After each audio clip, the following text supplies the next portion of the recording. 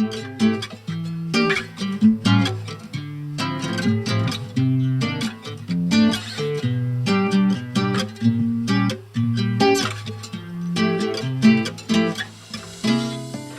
you, everyone, for joining us. This is our 5th podcast in our summer series with the Sherburne Soil and Water Conservation District. And today we're sitting down with 2 of our Sherburne County Commissioners to talk about what is an SWCD. And I'm going to start off introductions by handing it over to Francine. Hi, I'm Francine Larson. I'm the district manager. I've been with the district now for about 15 years. Prior to that, I worked in the private industry as a financial manager. When the opportunity arose to work for an agency that strives to help people help the land, I jumped at the chance. While my position tends to be more behind the scenes, I am grateful to work with such an amazing group of people to help provide support towards our conservation accomplishments. Thanks, Francine. My name is Miranda Wagner. I'm the agricultural conservationist with the Sherburne Soil and Water. I've been with the district since 2016, but prior to that, I worked for the Natural Resources Conservation Service in both North Dakota and Minnesota. And one of the reasons, kind of what Francine said, I love helping people and being able to work with the farming community, which is just an excellent group of people that I get to work with every day. It's brings me a lot of joy and it's really fulfilling. Passing it over to Commissioner Fobbe. Thanks, Miranda. Lisa Fobbe, Sherburne County Commissioner, representing District 5, which includes the south end of Princeton, the city of Zimmerman, and Livonia and Baldwin townships. I have worked in policy, have been influencing policies since the year 2000. I ran for my first election in 1999 and was elected to a school board. I've served on the local, state, worked on the federal level, and now I'm back as a county commissioner influencing policy and residents on the local level. So I've served in an influencing policy for almost 25 years. Prior to that, I have a degree in social work. I worked in the area of social work and then hopped over to working in Catholic youth ministry and social justice. Probably most proud I am is of my 3 sons and my 5 grandsons. And now, Gary Gray. Yeah, hi, I'm Gary Gray, Sherburne County Commissioner representing District 4. I have the distinction of representing the largest landmass in Sherburne County, representing 5 townships, part of the city of St. Cloud, city of Clear Lake. I'm a retired 4th-generation potato farmer. Started farming in right out of high school, farmed alongside my father and my brother. We both all retired in 2020. Growing potatoes, sweet corn, soybeans, field corn, strawberries, raspberries, and blueberries. So then, but I wore 2 hats at that time also. I was the Clear Lake Township Supervisor, chairing that distinction for 12 years out of the 18 I was on there. I then retired from farming, decided that I wanted to continue my community service, as I call it, and ran for county commissioner and got the distinction of being elected into my 5th month now. And I'm married, have 2 kids and 1 grandchild and 1 on the way. So that's me. Well, thanks, Gary. That's exciting. People are probably wondering, why are we talking to county commissioners? How are you connected to the Soil and Water Conservation District? Do you want to talk a little bit about committee assignments? Sure. So when you're a county commissioner, a lot of people think that you have 2 board meetings a month and that's it. It's very different than that once you're in these roles. We have upwards of 20 plus committees or joint powers boards or different things that we're liaisons to. And one of those appointments is the liaison to the Soil and Water Office. What I find intriguing is not all counties have this. This is somewhat unique to Sherburne County, that we have for many, many years had a liaison to the Soil and Water Office. So I was that liaison for my first 6 years as a commissioner and have been involved with our Soil and Water Office, which I think is a great position because they are part of our levy. They come and ask for us to support them as a county, and it's much easier to support an entity that you know pretty much exactly what they're doing. Anything to add, Gary? No, I got the distinction of taking over for Lisa as the liaison to the Soil and Water Conservation District. I guess probably what facilitated that the most was the fact of my deep agricultural background and, in continuing on with that. Yeah, and I was going to ask, so both of you have also had experience with the Soil and Water Conservation District besides being assigned to us with your committee assignments. So when I started in Elk River with the Natural Resources Conservation Service in 2012, 2012, Bill Bronder, who's my predecessor with the district, I said, "All right, Bill, where are we doing demo plots this year?" And he's like, "Oh, we don't really have anything lined up. We've never really done demo plots before." And I said, "Oh, that's not an acceptable answer to me. Where are we doing demo plots this year?" And he's like, "Okay, let me make a few phone calls and let me see what I can do." So he called. I don't know if he called you, Gary, or if he called Paul. And we showed up on your farm planting a cover crop demonstration plot, one of the first demo plots in Sherburne County, on your land. So that's the first time that I worked with Great Potato Farm. Yeah, that, I guess, what precipitated that is a lot of the farmers around Sherburne County planted cover crops just basically for wind erosion. But your approach to it was much different in the fact that we were looking not only at wind erosion, but at soil health.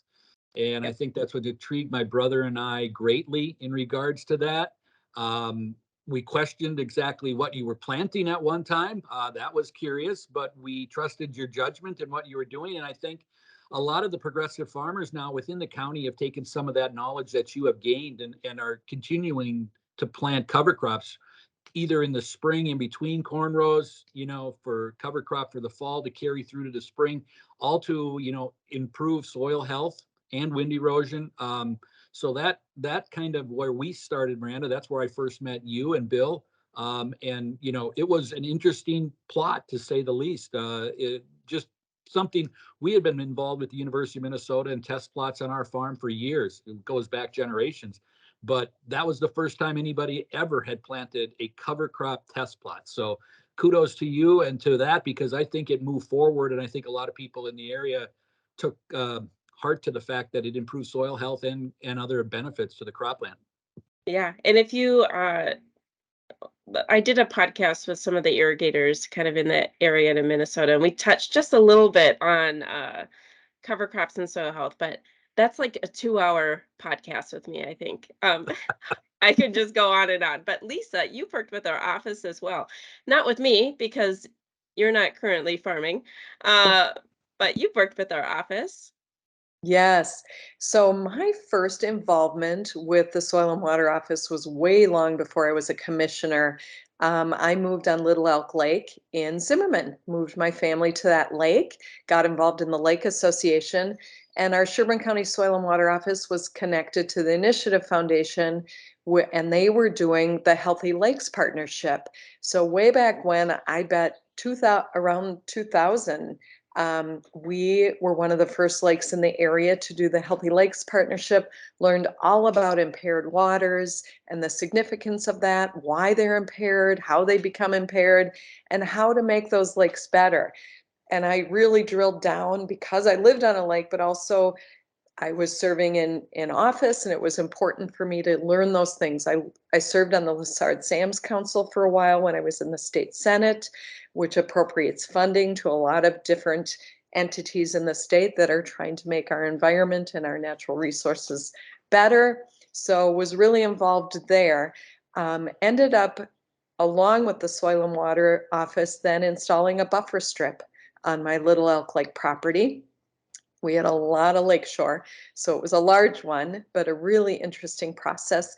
And then I also worked on another buffer strip on a friend's property in Isanti. So more recently, I've connected with the office on a personal level. I now live in a neighborhood that has 68 ash trees. A third of our canopy cover is ash trees. So we're getting a little nervous, having a little anxiety about emerald ash borer. So now I'm studying trees in addition to continuing studying water.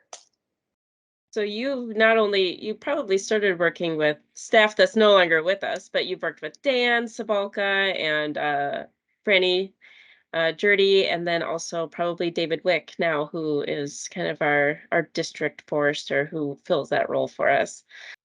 So to kind of change it up a little bit, Lisa, you talked about it a little bit here, but what role do you see SWCDs taking in the state, but also specifically in Sherburne County? Well, definitely, I think one of our strengths and something that I believe the Soil and Water Office does so well is education. We are out there addressing the needs, whether it's clean lakes, rivers, ag property, offering different educational opportunities to really teach people, why are our lakes impaired? So many people don't understand that. They move up to this area. We're only an hour out of the cities. So they want to live on a lake. They want to mow that lawn right down to the water, like the suburban lawns, and don't understand how that is not good for their water. So I think one of the best things that the Soil and Water Office does is educating communities, households, and our youth. Going into our schools and doing the programs that we do, I think are so effective. Get them when they're young to learn about our natural resources. Excellent. Gary, as a new liaison, where do you Well, see it? for me, yeah, I kind of mimic what Lisa said about the educational piece of the whole thing, the outreach. I guess, for me being involved with soil and water early when in the agricultural area, I didn't even realize the in-depth of what they do with, shoreland buffers, trees, all the concept, the watersheds. I think all of that, is, and to educate the public is probably the biggest thing. And the staff at Soil and Water Conservation, every time I meet or see one of them, or there's another acronym that pops on out of somewhere, I have to ask and I get educated a little bit more every meeting I attend because it's something that I don't have any expertise in, but the Soil and Water Conservation District does. And it's a huge part of what we do in Sherburne County for the environment and what goes on. You bring up an interesting point there, Gary. When people work with the soil and water, they usually think that we do one thing. Because they've only worked with one staff member. But unless you come to one of our meetings or you happen to come into the office, there's an entire team of us, and we all are very much into one topic, the one kind of piece of Sherburne County that we cover. And so you may not know that all of us exist, but we cover pretty much all of the natural resources in Sherburne County, or we try to, right? There's only, how many are up there? 6 of us? 6 of us. 6 of us. So when you're sitting at a soil and water meeting, or Lisa, when you were sitting at soil and water meetings, what was the favorite topic that we would discuss that would really pique your interest? I'm going to let Gary go first. Oh, no pressure. Favorite topic, probably, because I've had the ag part before, but to learn about the watershed and the vast interconnection of how that all works. It's just like, oh, yeah, the river runs by or the creek goes by or this pond or this lake, but this is all intertwined in some capacity. And that I've never realized, I guess, in the back of your head, you figured it all had to. But the complexity of all of that and way beyond my scope of education, and to learn about that is huge for me. I think, and it gives you a better understanding of why some things happen to the environment and what everybody's little bit affects what goes on. Even if you're not on water, what you do eventually will affect the water. I think for me, this is a hard question to answer because, as you know, I loved my liaison position to soil and water. In fact, I miss it now. I, the people that are in your office are just second to none, and their enthusiasm and passion for enhancing our assets of our county in so many ways is so clear every time you meet with anyone in the office or if you're at a meeting. So there's just so many things that the office does that I was interested in. I think I go back to that whole education piece. They hosted a women in agriculture event and made it fun, but also educational. getting into the schools is vital. I mean, that early intervention to help people, what helps rivers and lakes and what hinders them or makes them unhealthy is really important. We teach sometimes the parents through the kids. So that education piece was definitely a highlight for me whenever I would sit in the meetings or participate in any of those activities. One of our last questions, if you could describe the work that SWCDs do in one word or phrase, what would it be? This was a hard one. I wrote down for this one, best in state. I believe we are one of the best soil and water offices in the state, and I tout that every time I get a chance. The mission is to affect the quality of life of people, just as we do as county commissioners. That's always our goal, to enhance the quality of life. And I think we partner with the Soil and Water Office in their area to enhance those assets we have that are so important to our residents of Sherburne County. So that was a lot more than one word, but I am a huge champion of our Soil and Water Office, and I let everyone know the great job that we're doing and appreciate the work that you do. Yeah, that was a lot more than just one word. I was expecting to say one thing, but after you said that, I got to elaborate a little bit. But I would just use the word outstanding. I guess, the staff, they complement each other incredibly well. They work together incredibly well. They have a passion together. They all understand what's going on. And the bottom line is they're all there to improve and condition our environment. And I don't think you can put a value on that. And, we as commissioners, yes, we fund some of the Sherburne County through the levy and things like that. And I have to compliment them in the fact that from what they give, we could give them a lot more, and I think would be great. But for what they do get, and from us in the state, I think the bang for the buck is huge. And I can't compliment you enough on how you do that and work with the resources you have to help the community and the environment in the way you do. And if I can add a little bit, people that are around me know that I love to hike, I love to backpack, I love to be outside. Lakes and rivers have always been a critical part of my life. And I think, I always say I've been fortunate to travel quite a bit in my life, and yet the Boundary Waters is some of my favorite space in the world. And so anything that we can do to protect and improve those spaces for our residents is important to me. And as we've seen in the past during the pandemic, our parks and our trails, and people just wanted to be outside, wanted to be together outside so they could be safely together. And it's just, studies show that being outside and having healthy places to congregate and be together just improves your lifestyle in general. And that's priority to me. So in my personal life, and also what I bring to the table as a commissioner. Yeah. And from my standpoint, the one thing, all it takes is one phone call to your office and you're going to get an answer. You're going to get direction. And if you don't know it, that resident will be able to, you'll direct them and where to go to answer their questions. And most people really want to do what's right, but they don't know where to call. They don't know, they don't make the call, or they don't know where to call. And I think, again, that's the educational piece of it. We as commissioners got to support and, promote the SWCD. And I think that will do.